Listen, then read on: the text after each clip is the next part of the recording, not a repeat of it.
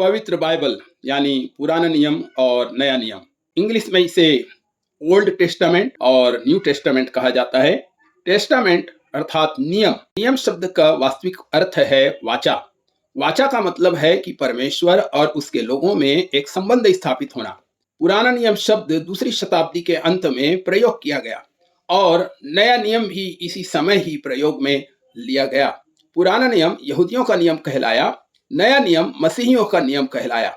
पुराने नियम में यहूदियों की बुलाहट, उनकी देश का, शासन का, उनकी प्रतिज्ञा और वाचा का उल्लेख किया गया है और नया नियम में उद्धारकर्ता प्रभु यीशु मसीह के जीवन कथा और कलीसिया का इतिहास तथा नई वाचा का वर्णन किया गया है।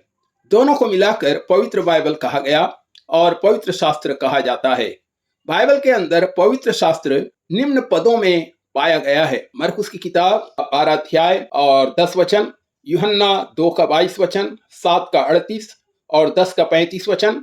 उसी प्रकार से रोमियो 4 अध्याय 3 पद, गलातियों उसका 4 अध्याय और उसका 30 वचन, दूसरा पतरस 1:20, मत्ती 22 और उसका 29, लूका 14 और 27 और प्रेरितों के काम 17:11 और दूसरा तीमोथी 3 अध्याय और उसके 15 वचन में पवित्र शास्त्र शब्द का प्रयोग किया गया है।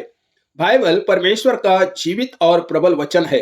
यह संसार की सबसे लोकप्रिय एवं सबसे ज्यादा पढ़ी जाने वाली पुस्तक है। बाइबल का मूल लेखक पवित्र आत्मा है। यह 1600 वर्षों के ऊपर के समय में लिखी गई।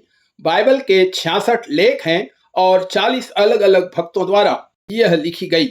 इसके दो मुख्य भाग हैं जो हमने पहले देख लिया, पुराना नियम और नया नियम। पुराने नियम में 39 और नया नियम में 27 पुस्तकें हैं। बाइबल का अनुवाद हर वर्ष नई नई भाषा में किया जाता है। वर्तमान में इसका अनुवाद लगभग 2000 से अधिक भाषाओं में हो चुका है। नियम शब्द का अर्थ है प्रतिज्ञा या वाचा। पुराना नियम व्यवस्था पर आधारित है, नया नियम अनुग्रह पर आधारित है। पुराने नियम का आरंभ परमेश्वर से होता है, नया नियम का आरंभ यीशु मसीह से होता है। पुराना नियम एक जाति का इतिहास है, नया नियम एक व्यक्ति का इतिहास है। नया नियम पुराने नियम में छिपा है और पुराना नियम नए नियम में खोला गया है। पुराने नियम में परमेश्वर पापी मनुष्य से व्यवस्था पालन की मांग करता है। नया नियम में परमेश्वर पापी मनुष्य को अनंत जीवन दान करता है। पुराने नियम का मुख्य शब्द है तू कर, नया नियम का मुख्य शब्द है मैं करूंगा। बाइबल को परमेश्वर का वचन कहा जाता है। पवित्र बाइबल को परमेश्वर का जीवित वचन कहते हैं। लगभग 3000 बार यह वाक्य दोहराया गया है। परमेश्वर ने कहा या परमेश्वर यूं कहता है, यह परमेश्वर का वचन है। अतः बाइबल परमेश्वर के कहे हुए वचन और मसीह के मुख का सत्य कहा हुआ वचन है। बाइबल परमेश्वर का सत्य वचन है। यह प्रभु यीशु मसीह के द्वारा सत्य साबित हुआ। बाइबल परमेश्वर का वचन ताया हुआ एवं परखा हुआ शुद्ध वचन है। यह सोने और चांदी से भी बहुमूल्य वचन है। परमेश्वर का वचन दोधारी तलवार के समान सामर्थी है। परमेश्वर के वचन से विश्वास उत्पन्न होता है। परमेश्वर का वचन नया मनुष्यत्व उत्पन्न करता है। परमेश्वर का वचन मनुष्य के संदेह को दूर करता है। परमेश्वर का वचन मनुष्य को तृप्त करता हुआ उसे बलवंत करता है। परमेश्वर का वचन कमजोर मसीहियों को जयवंत करता है तथा पवित्रता, धार्मिकता, विश्वास और भरोसा में दृढ़ करता है। परमेश्वर का वचन मनुष्य को ढूंढता, खोजता और मनुष्य के मन को जांचता है। मनुष्य को ईमानदार बनाता है। परमेश्वर का वचन लोगों को ईश्वरीय बुद्धि देकर बुद्धिमान बनाता, प्यार से भर देता है। इब्रानियों की पत्री 4 अध्याय और 12 वचन में इस प्रकार से लिखा है, क्योंकि परमेश्वर का वचन जीवित और प्रबल और हर एक दुधारी तलवार से बहुत चोखा है और जीव और आत्मा को और गांठ गांठ और गुदे गुदे को अलग करके वार पार छेदता और मन की भावनाओं और विचारों को जांचता है।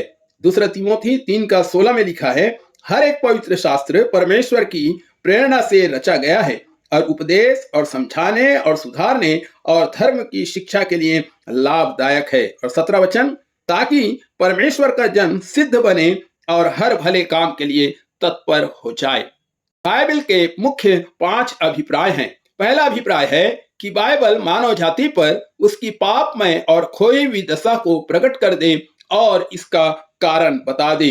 रोमियो की पत्री 5 अध्याय और 12 वचन में इस प्रकार से लिखा है, इसलिए जैसा एक मनुष्य के द्वारा पाप जगत में आया और पाप के द्वारा मृत्यु आई और इस रीति से मृत्यु सब मनुष्यों में फैल गई, इसलिए कि सबने पाप किया। दूसरी बात है, मानव जाति को परमेश्वर के उद्धार की योजना समझाए जो प्रभु यीशु की मोक्षदायी मृत्यु द्वारा संपन्न हुई, ताकि लोग विश्वास करें और उद्धार पाएं। पहला कुरिन्थियों 15 अध्याय 1 से 4 वचन में इस प्रकार से लिखा है।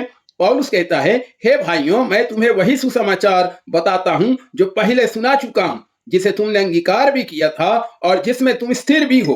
उसी के द्वारा तुम्हारा उद्धार भी होता है, यदि उस सुसमाचार को जो मैंने तुम्हें सुनाया था स्मरण रखते हो, नहीं तो तुम्हारा विश्वास करना व्यर्थ हुआ। इसी कारण मैंने सबसे पहले तुम्हें वही बात पहुंचा दी जो मुझे पहुंची, कि पवित्र शास्त्र के वचन के अनुसार यीशु मसीह हमारे पापों के लिए मर गया और गाड़ा गया और पवित्र शास्त्र के अनुसार तीसरे दिन जी भी उठा। तीसरी बात है, बाइबल यह प्रकट कर दे कि पापों से छुटकारा केवल प्रभु यीशु मसीह के द्वारा ही है। यूहन्ना 3:16 में लिखा है, क्योंकि परमेश्वर ने जगत से ऐसा प्रेम रखा कि उसने अपना इकलौता पुत्र दे दिया, ताकि जो कोई उस पर विश्वास करे वह नाश ना हो परंतु अनंत जीवन पाए।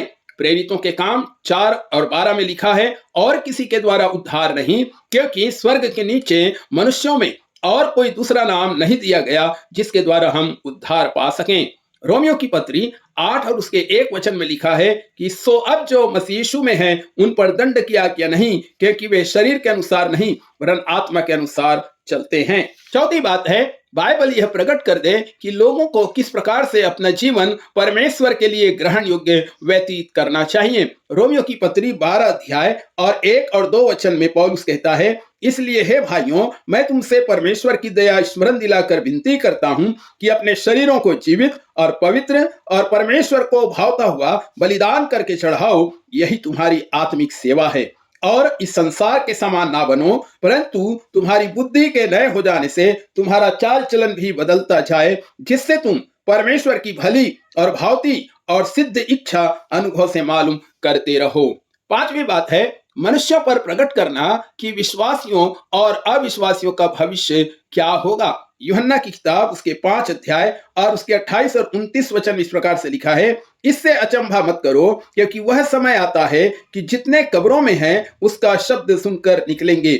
जिन्होंने भलाई की है वे जीवन के पुनरुत्थान के लिए जी उठेंगे, और जिन्होंने बुराई की है वे दंड के पुनरुत्थान के लिए जी उठेंगे।